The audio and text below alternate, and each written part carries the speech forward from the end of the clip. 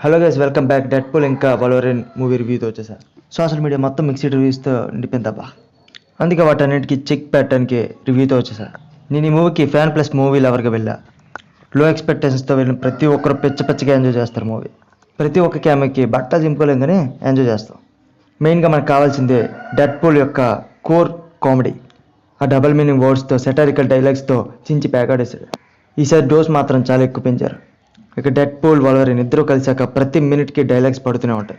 లో ఎక్స్పెక్టేషన్స్తో వెళ్తే మూవీని ఖచ్చితంగా ఎంజాయ్ చేస్తారు. మూవీ థీమ్ కూడా చాలా చిన్నది.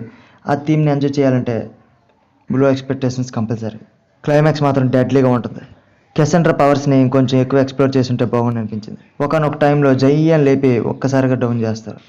కొన్ని స్పెషల్ క్యామియోస్ ఉన్నాయి, అవి మాత్రం మైండ్ పోయేలా చేస్తాయి. అవి పూర్తిగా చూపించరు కానీ అవి ఉన్నాయా, అసలు ఉన్నాయా, ఎక్కడున్నాయి, ఇన్ని రోజులు ఎక్కడరా బాబు దాచారు అనిపిస్తుంది. బ్యాక్గ్రౌండ్ స్కోర్ మాత్రం ఉన్న దాంట్లో సీన్స్ని కొంచెం ఎలివేట్ చేయడంలో బాగా యూజ్ అయింది.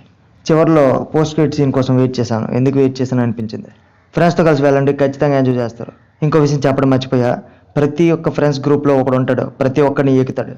ఈ పిక్చర్ మాత్రం పర్సనల్. అలానే ఈ డెడ్పూల్ ప్రతి ఒక్కరిని ఏకి పడేస్తాడు. అలా ప్రతి ఒక్కరిని ఏకే ఆ ఫ్రెండ్తో వెళ్ళండి. ఆవిడ మార్వెల్ ఫ్యాన్ కాకపోయినా సరే. That is the review of Deadpool and Wolverine. కొంచెం సబ్స్క్రైబ్ చేసి సపోర్ట్ ఇవ్వండి అబ్బా.